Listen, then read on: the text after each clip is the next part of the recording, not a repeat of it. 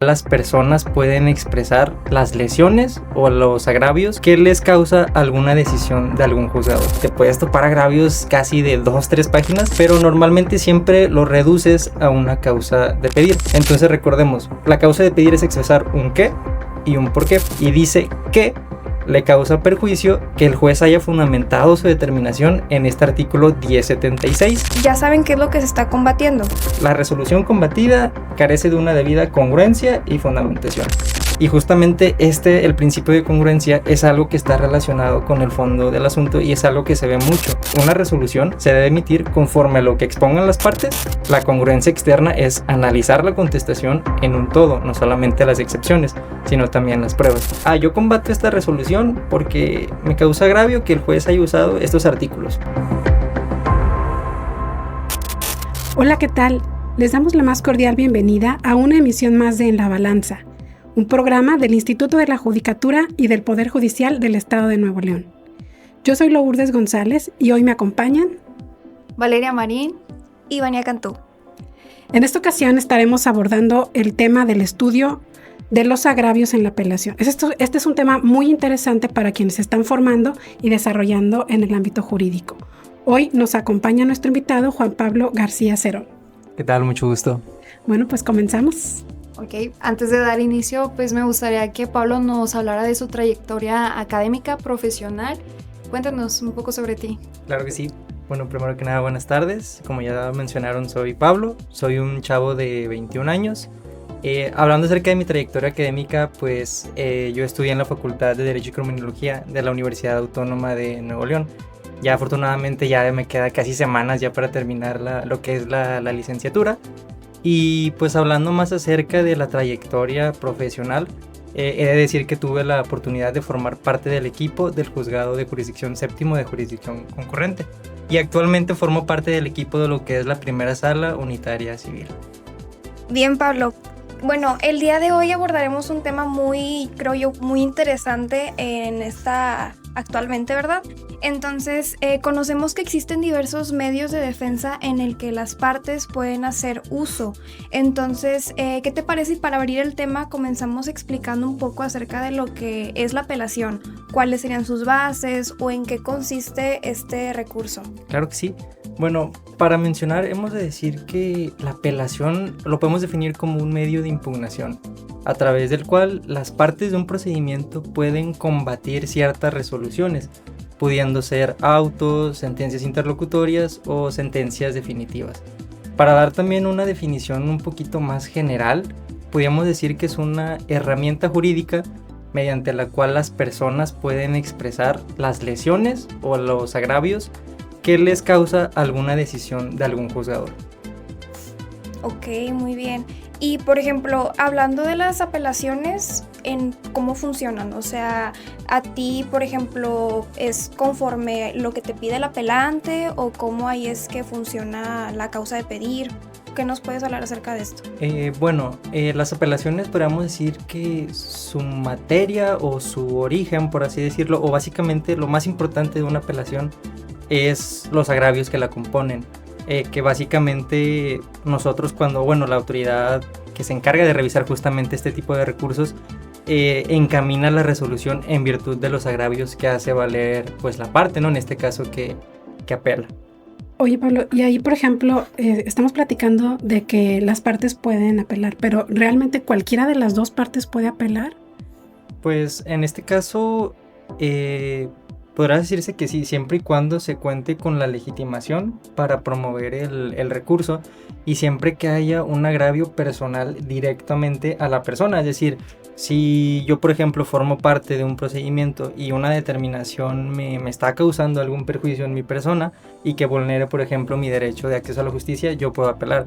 Y al igual forma, si a mi contraparte también le causa algún perjuicio esa resolución, con justo derecho también puede promover la apelación que considere correspondiente. ¿Y es únicamente para, por ejemplo, alguna sentencia definitiva o también la apelación puede dar lugar en otra parte? Pues no solamente. Obviamente la apelación es un recurso, como ya lo hemos mencionado, o una herramienta que se encuentra prevista en muchas materias, ya sea en materia civil, en materia mercantil, pero no es una herramienta que esté encaminada solamente a cierto tipo de resoluciones o a cierto tipo de actuaciones, sino que justamente el ordenamiento que rige cada materia precisamente establece de que este auto puede ser apelable, estas resoluciones pueden ser apelables y estos términos pueden ser apelables. Hablando de eso, por ejemplo, en materia mercantil podemos apelar preventivamente. Es decir, que en la sustanciación del procedimiento, si hay alguna actuación que te genera algún perjuicio, ya sea la valoración de alguna prueba, tú puedes apelar preventivamente para que cuando llegue el momento de que se dicte sentencia definitiva y ya esté este antecedente de que, oye, ok, tú estás resolviendo, pero anteriormente esto me causó perjuicio a mí, entonces voy a recurrir a esa sentencia haciendo valer lo que anteriormente ya te dije que me causó un agravio. O inclusive en materia civil está un recurso que se le denomina denegada apelación, que es cuando una parte promueve la apelación, el juzgador civil la desecha y tienen cierto término para promover esta denegada apelación. Es decir, cuando tú promueves una apelación, te la desechan. Este recurso lo que te sirve es que una autoridad de segundo grado vea si efectivamente ese desechamiento está acorde a las disposiciones o acorde a derecho de esa legislación. Ok, entonces cuando te admiten la apelación y te la turnan para resolución, ¿qué es lo que revisas? O sea, ¿qué es lo primero que tienes que ver? Justamente, como lo habíamos mencionado anteriormente, lo primero que llegamos a analizar son los agravios, ya que a pesar de que ciertos agravios puedan ser muy extensos, o sea, te puedes topar agravios casi de 2-3 páginas, pero normalmente siempre lo reduces a la causa de pedir.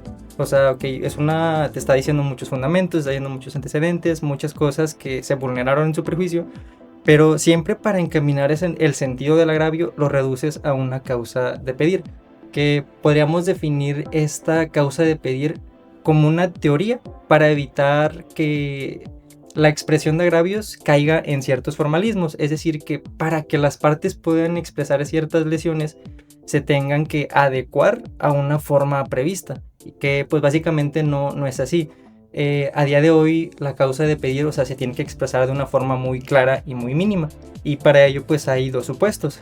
El primero es que básicamente se exprese la lesión o el agravio que te causa la consideración que tú recurres y los motivos, es decir, que expreses un qué y un por qué.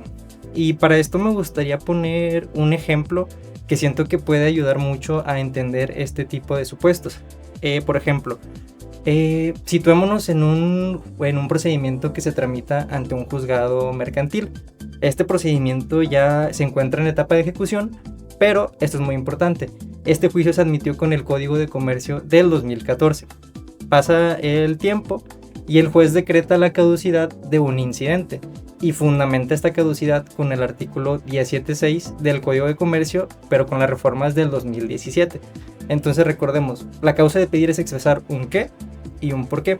Entonces, inconforme con esta resolución, la parte apelante promueve un recurso de apelación y dice que le causa perjuicio que el juez haya fundamentado su determinación en este artículo 1076.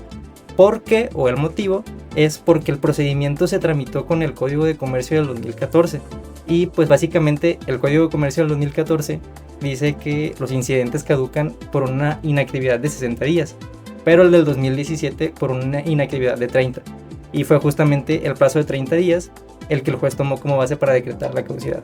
Entonces ahí sí tenemos que hay una causa de pedir, porque digamos que esa actuación probablemente no se fundamentó con la apelante considera que no se fundamentó con la legislación que le aplicaba al caso concreto. Ok, o sea, es como, por ejemplo, o sea, te tienes que enfocar en el principal problema de la persona. Por ejemplo, no sé, compro una tele y al llegar a mi casa está rota y no puedo decir lo mismo de que no me gustó la tele a decir de que, oye, llegó dañado mi producto a casa. Entonces, o sea, yo tengo que ir a reclamar a tienda y ahí es mismo de que aplique la resolución. Claro, justamente sí. Oye, Pablo, y a mí también me surge una duda ahorita que estabas hablando acerca de lo que es la causa de pedir, porque, por ejemplo, sabemos que, por ejemplo, en materia civil o mercantil es estricto, o sea, lo que a ti te llega que el apelante te está diciendo, oye, a mí me causa agravio esto, tú en sala tienes que enfocarte únicamente en esto. Pero, por ejemplo, hablando en materia laboral o a lo mejor también familiar, pues existe esta suplencia, ¿verdad? De que a lo mejor yo te pedí estos puntos, pero en la apelación el magistrado se da cuenta que hubo otra deficiencia y suple esta deficiencia, ¿no? Entonces, también me causa una duda, Pablo, en relación a lo que decías. Ustedes ya teniendo esta causa de pedir, ya saben qué es lo que se está combatiendo. Es correcto, justamente. Okay. O sea, lo que nos sirve con la causa de pedir es encaminar, o sea, bueno, es más que nada como dividir, o nos sirve más para organizar el sentido de la apelación en dado caso de que haya, no sé, 5 agravios. Por ejemplo, para determinar cuáles son los agravios de fondo, los agravios procesales o los agravios que se están combatiendo de forma. Y por ejemplo, podríamos decir cuando se combaten algún agravio procesal, que son cuestiones que tienen que ver con la sustanciación del procedimiento, es decir, cuando la parte recurrente está alegando ya sea alguna notificación, o también están los agravios de forma, que pues son cuestiones que no tienen que ver propiamente con el fondo del asunto, ni tampoco con un aspecto procesal, sino son más cuestiones adjetivas, donde pudiera ser inclusive alguna fundamentación o por ejemplo la extensión de alguna resolución, o ya yéndonos un poquito más a, por ejemplo, lo que es el fondo, que son cuestiones que tienen que ver meramente con la litis o con lo que se está combatiendo o el objeto de la controversia en este sentido. Y un ejemplo de esto me viene mucho a la mente que normalmente en la expresión de agravios está esta frase de que la resolución combatida carece de una debida congruencia y fundamentación. Y justamente el principio de congruencia es algo que está relacionado con el fondo del asunto y es algo que se ve mucho. Porque, pues recordemos, el principio de congruencia es ese principio que nos dice que una resolución se debe emitir conforme a lo que expongan las partes, sin agregar nada y sin omitir justamente la cuestión que ellos están diciendo. La congruencia también recuerden que se divide como congruencia interna y congruencia externa, que la interna es aquella que nos dice que básicamente no tienes que tener determinaciones que se contradigan entre sí, y la congruencia externa es que una resolución se debe cimentar en lo que expongan las partes en su contestación, en su demanda, en su réplica, dúplica o reconvención. Entonces, en este caso, para determinar un agravio de fondo, situémonos en una sentencia definitiva. La sentencia definitiva, el juez determina que la parte actora cumple los elementos de su acción, simplemente con las pruebas que ofrezca en juicio. Y pues considera que la parte demandada, con sus excepciones, pues no llegan a desvirtuar eso que se acreditó con las pruebas, y que por ende no va a entrar al material probatorio ofrecido por la parte demandada, porque si no demostraste con tus excepciones o no lograste controvertirlo, pues de nada sirve entrar a estudiar tus pruebas. Y esto es un agravio que se puede poner de fondo, porque recordemos, la congruencia externa es analizar la contestación en un todo, no solamente las excepciones, sino también las pruebas. Entonces, un agravio de fondo pudiera ser inclusive de que pues el juez no me valoró las pruebas en este caso. Ok, muy bien. Y por ejemplo, ¿qué nos puedes hablar también acerca de la apelación, pero más enfocado en el estudio o calificación de los agravios? Bueno. Porque tengo entendido que algunos son fundados, otros fundado inoperante. Claro. Entonces, ¿qué nos puedes hablar acerca de cómo se califican ya los agravios? Bien, bueno, una vez que ya nosotros determinamos lo que es la causa de pedir, que ya sabemos qué es lo que está combatiendo, ahora sí llega justamente lo que comentas tú, que es darle el calificativo, o es el calificativo que le vamos a dar en la resolución que vamos a hacer. Y justamente están los agravios que resultan ser inoperantes, que normalmente llegan a ser inoperantes los agravios, y hay muchos supuestos. Por ejemplo, son inoperantes aquellos agravios donde justamente no haya una causa de pedir. Es decir, que yo combato esta resolución porque me causa agravio que el juez haya usado estos artículos. ¿Y por qué? O sea, ¿qué agravio te causa? ¿Cuál es tu causa de pedir? No solamente puedes decir, me causa agravio esto, porque eso es un qué.